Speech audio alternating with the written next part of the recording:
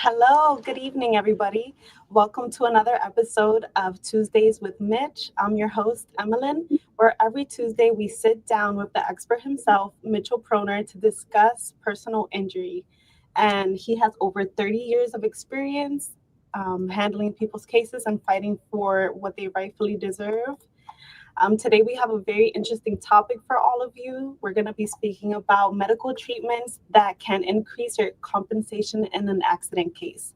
This is great to know and great information for everyone to know. If you have a personal injury case and you have any questions or concerns, feel free to bring them in. We're answering questions live. We have here Mitchell Proner. Thank you so much. And Emmeline is not only the host, but she's also my lovely and talented paralegal, and I'm lucky to have her. Yes. So, hi, everybody. And Emmeline, let's go. All right, let's go. So let's get into the first question. We're going to dive right in, and Mitchell's going to guide us through any questions you guys might have. Please remember that this is live. You can answer or you could ask any questions that you have, any concerns that you might have with a current case or a new injury, personal injury case that you guys may have. We're going to jump right in with what medical treatments can increase the compensation in an accident case. Okay, so the first issue that insurance carriers and juries look at with regard to a personal injury claim is, did you go to the hospital right away? Did you go by ambulance? Did you go home first and then go to the hospital later? Did you go the next day? Did you go next week? And insurance carriers and adjusters will actually argue that somebody that was sustained injuries in accidents is entitled to less money or less compensation because they didn't go right away. And the reason for that is because lawyers defend claims if they're not settled by insurance carriers. Let's suppose somebody believes they're entitled to $100 and the insurance carrier is only offering $1. Well, if somebody doesn't have a lawyer, they have to say, well, either I drop the case or I'll accept $1. But if they have a lawyer, the lawyer could file suit. Typically, it's not $1 and $100. It might be 100,000 versus a million, or 1 billion versus 10 million, depending on the injury sustained. If a case goes to trial and someone didn't go to the hospital right away, the lawyers for the insurance carrier could argue this is not a condition that arose out of an accident. This is a long-standing condition. Who knows how long that shoulder or knee or back was bothering this individual before they got help. And just because they decided to go to the doctor 2 weeks later after they got a lawyer doesn't mean that they sustained the injuries in an accident. So the first thing that would affect the value of a case potentially is when they got care. But I finished a trial in Westchester County where my client had 2 prior surgeries for his knee, had an accident at work doing demolition, continued to work demolition for a month, and then first went to a doctor a month later for his knee, but ended up getting multiple surgeries on the knee, and the jury awarded $4 million. So that's not to say that the amount of compensation will be determined how quickly you got medical care, but it could affect the initial offer on a case. Beyond that, whether or not somebody gets surgery could affect the value of a case. That's not to say that a non-surgical case can't be worth a lot of money also. But typically, someone may say, I don't want to get surgery. I'm afraid of the surgery. And they'll say, but I need the surgery because my doctor said I need the surgery, so I should get the same money as if I got the surgery. But it doesn't work like that because the insurance companies also, if a case goes to trial, have a right to get their own doctors. And the doctors are typically in the pockets of the insurance carriers. Otherwise, the insurance carriers wouldn't be using them repeatedly to testify in cases. That's not to say they're not effective in testifying, because the ones that are the most effective are the ones that use repeatedly. The ones that are nice and believable and charismatic before a jury are the ones the insurance carriers use over and over. And those doctors typically say, Either there's nothing wrong with the individual, or the problems they have are not related to the accident, or they made a good recovery from the surgery they had. But if someone has a doctor that says they need surgery and they don't get that surgery, the insurance carriers are going to have a doctor that say they never needed the surgery in the first place. Whereas if somebody gets the surgery, it's more difficult for an insurance carrier to argue they didn't need it. They got it for no reason, because jurors tend to believe that somebody's not going to get a surgery if they don't need it, if they're not in pain. And typically the cases are worth more if there is a surgery involved, because jurors award more. So insurance carriers are more likely to increase an offer in settlement. So those are two factors that will affect the value of a claim. The third issue is whether or not there's a gap in treatment. If somebody goes to a doctor and then they stop and then they go again years later, that could decrease the value of a claim. The law actually recognizes that a gap in treatment may be indicative that it's not a serious injury. The law in New York for motor vehicle accident cases, according to what's popularly called the no-fault law, section 5102 of the insurance code, indicates in order for someone to be compensated for pain and suffering for a motor vehicle accident, you have to sustain a serious injury. That's actually the word the law says. And if there's a gap in treatment, judges have actually determined that a gap in treatment may be indicative that it's not a serious injury. So in New York, that gap in treatment may decrease the settlement offer. Now, that's not to say somebody can't have a serious injury and they stop going to the doctor because the doctor say they can't do anything, but the law recognizes a gap in treatment might be indicative that an injury is not serious.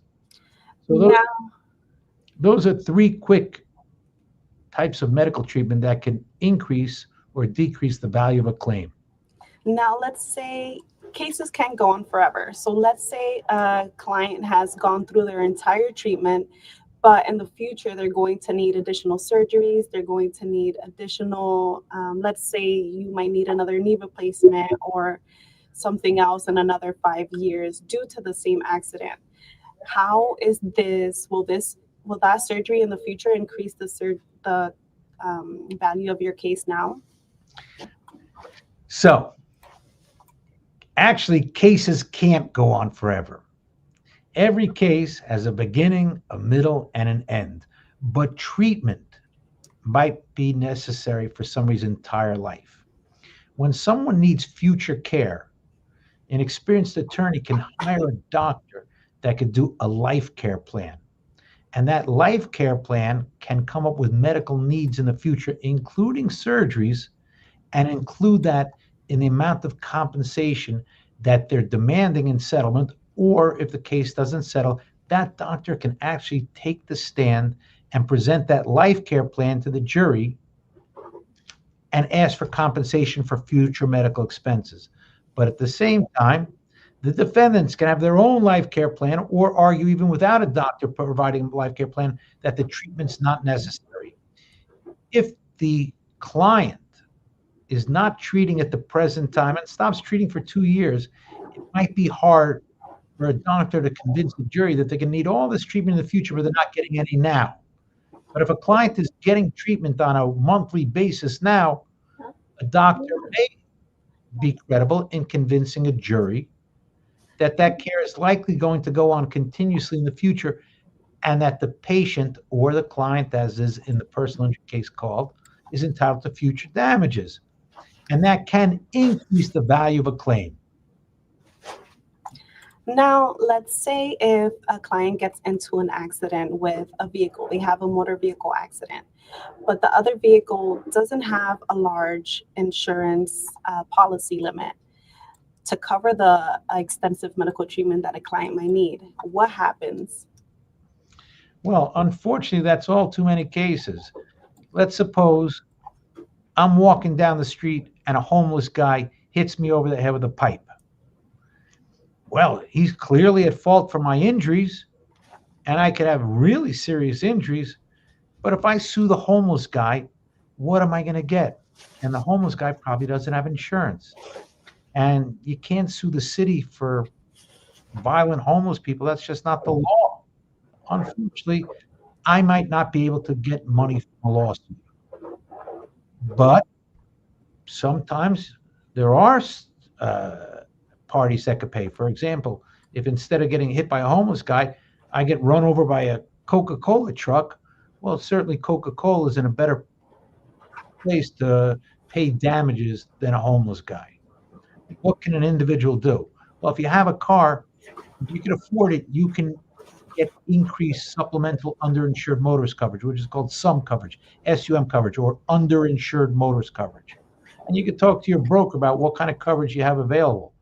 You can certainly get increased coverage on your own vehicle, and that might even cover you as a pedestrian. Typically, those policies do cover you and your family members, even if you're a pedestrian. But that's a motor vehicle accident, not if some homeless guy hits you. Unfortunately, crime victims often don't get the compensation they deserve. But medical bills are typically covered when somebody might even be at fault for their own injuries. In a workers' compensation case, if you're injured at work, even if you're at fault, workers' comp will cover your medical bills and 2/3 of your lost wages for the entire time you're disabled. In a motor vehicle accident, your own vehicle under New York law has no fault insurance that covers your medical wages up to 50, I'm sorry, your medical expenses up to 50,000 a month. I'm sorry, up to 50,000 total. Your medical expenses up to 50,000 total, but also covers your lost wages up to 2,000 a month, 80% of your lost wages, and $25 a month in miscellaneous expenses. That's under no fault from your own vehicle. Beyond that, you'd have to have your own health insurance cover. And if you don't have your own health insurance because you don't have any money, typically you could get emergency Medicaid that would cover you and ongoing Medicaid. Or if you're elderly, you get Medicare. Oftentimes, there are other places where you can get the medical expenses paid and your lost wages paid, but you're not going to get it from a lawsuit, the entire amount of your full and fair compensation, if the defendants don't have adequate insurance. Once again, let me give the no fault coverage because I kind of garbled that. So up to $50 total, you can get all of your medical expenses and hospital expenses paid, but inclusive in that 50,000 is 80% of your lost wages up to 2,000 a month, $25 a month in miscellaneous expenses. That's very useful information, and I bet every viewer can take something away from the no fault law, which is very important to know if you are a driver or if you know a driver, if you've ever even been in a car or passenger in a vehicle, it's important to know. Remember, guys, you could always contact us for any consultations. They're always free and confidential. So the number is 1-800-321-1234, or feel free to write to us online. If you ever have any questions or concerns, we're always happy to help. Now, this is a very important question because surgery can be very scary and not everyone might be interested or want to go through the process to get surgery. So the $1,000,000 question, can your case be worth millions of dollars if you never get a surgery? Yeah, if in order to, you might hear from time to time, somebody will say to you, it's happened to me. I could be at a party and somebody says to me, oh, I know what you do. My neighbor, nothing happened. They barely got injured and they got $1,000,000. It's simply not true. In order to have $1,000,000 case, you have to have serious injuries. Insurance companies aren't stupid. They make their money by collecting as much as possible in premiums and paying out as little as possible in claims. That's their business. There are state regulations. They have to set adequate reserves for their claims, write policies, but they're not in the business of giving away their money. They have talented attorneys and hardworking insurance adjusters whose main job is to limit the amount of money that insurance companies have to pay out. In order for an attorney to get you $1 million compensation. You might not need surgery, but even if you don't have the surgery, you need to have significant and serious personal injuries. So, for example, you might sustain a brain injury, and that brain injury might render you unable to work at your usual occupation, and you might sustain significant lost wages, and you might need ongoing rehabilitation and medication that doesn't involve surgery. That case could be worth many millions of dollars, but it has to be a proven with serious injury. You're not going to have $1 million case if you're fine. You might hear that, and, no, but I know my neighbor, they got millions of dollars and they were fine. I saw them. It's just not true. Anybody that's in the business, either representing victims or defending insurance carriers, will tell you there are too many hardworking people on both sides. Nobody's giving away money for nothing. That's just not it. But if you have a serious injury, you should get compensation, and you should have a lawyer that's willing to fight for you. That was a great explanation, Mitchell. Thank you for that answer. Now, a lot of the times when clients are going to treatment for prolonged periods of times, it could take 2 years, 3 years, 4 years plus. Sometimes a doctor's prognosis can change after the initial diagnosis that he provides. How can this possibly affect a case? So you're using pretty fancy terms there, and you've got some experience working. First, explain the terms that you use. Well, first of all, a prognosis. That are the long-term effects of your injury. So a prognosis means, how are you going to be in 2 years? How are you going to be in 10 years?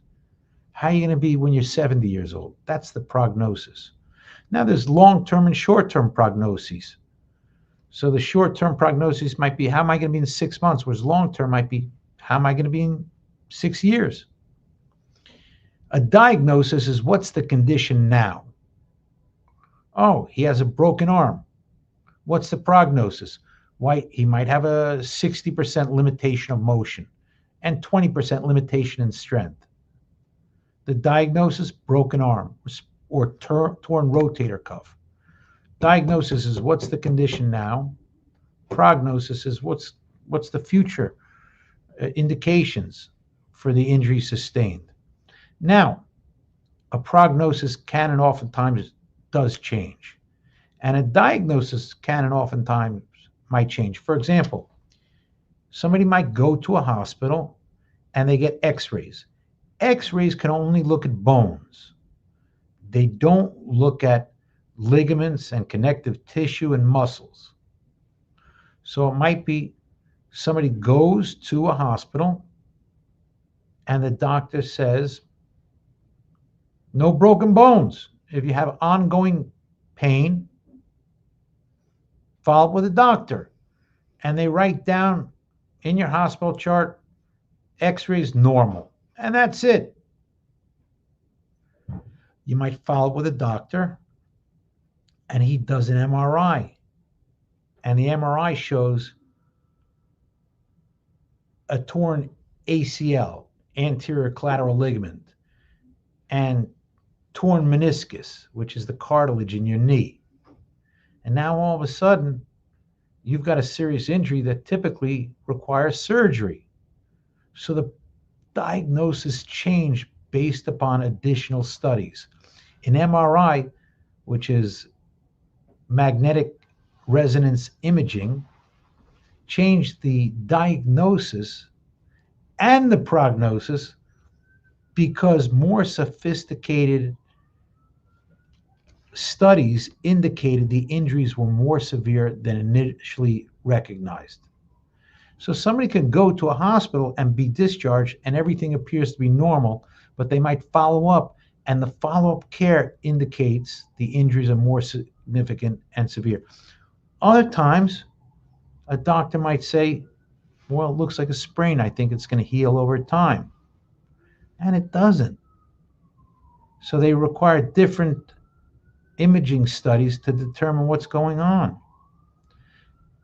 And sometimes somebody might have a back condition with bulging discs or herniated discs where they think they should be okay, but no, it doesn't get better. So then they try some injections. Might get better with the injections, it might not.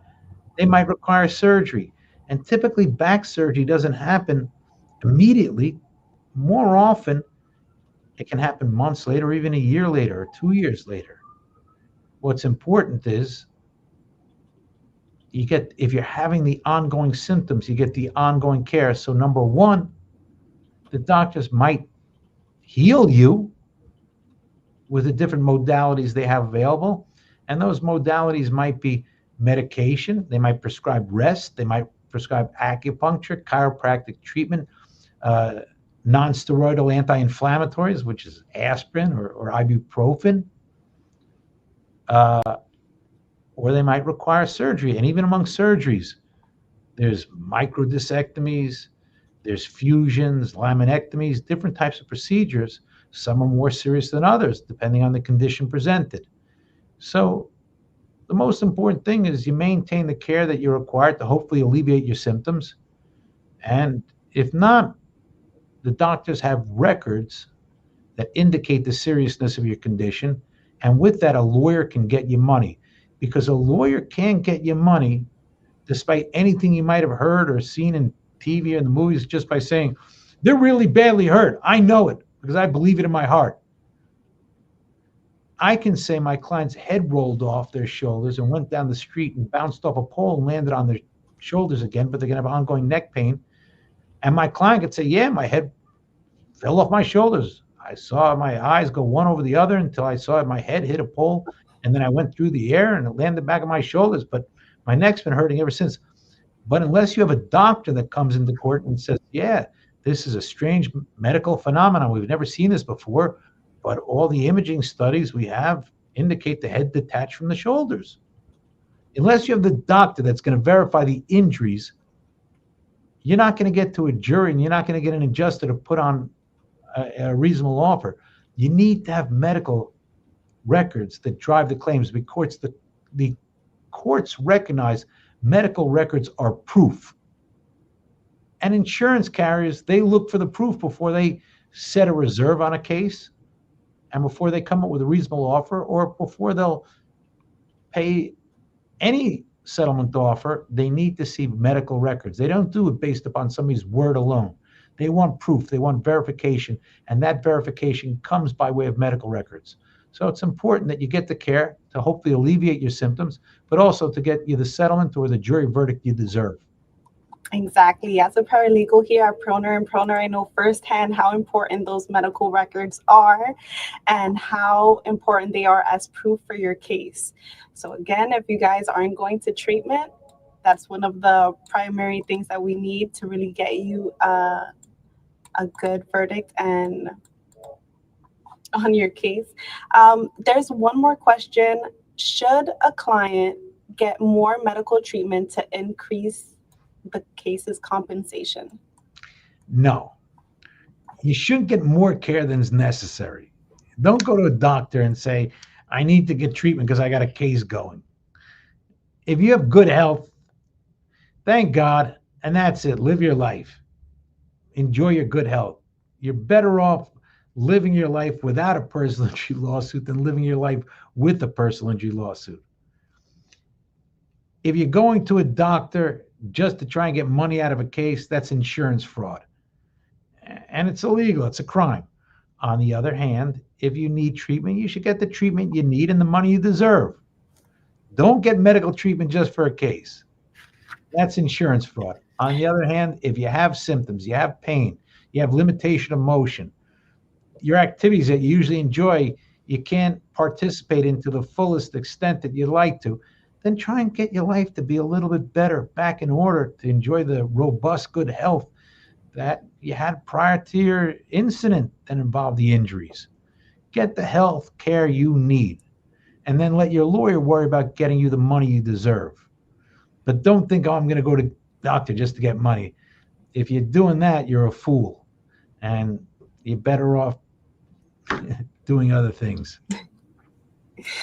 Okay, perfect. Thank you, everyone. And don't forget, we're always available for you to contact us, 1-800-321-1234.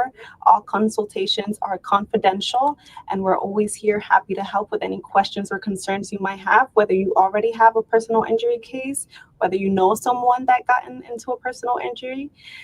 We are always here to help. So again, 1-800-321-1234. And thank you guys for tuning in, but don't take our word for it. Watch our testimonial video coming up shortly. Thank you, Emily. I live in Manhattan. It was a rear end collision. Yeah, I was driving straight and came to an immediate stop, and the guy behind me just came and smashed into me. At the moment, I felt a little bit scared, nervous, and yeah, I just didn't know what to do. And then I got out the car, and I immediately felt the pain and went back in. My concern, I felt upset at the moment because it was my way of getting home, transportation. Yes, I was concerned about my family because, like I said, it was the way of me getting to work, and then I didn't have a way to get to work. The reason why I wanted to get an attorney was because I didn't know how to deal with this it was my first time being in a car accident, and I didn't know what to do afterwards. I found Proner & Proner. It was recommended to me by my brother. The work of Proner & Proner was very good. They helped me out to the max. The legal process, it was explained to me perfectly. Once I gave them a call, they told me what to do afterwards. They set me up with physical therapy. They guided me with all the steps needed. I would definitely recommend Proner & Proner.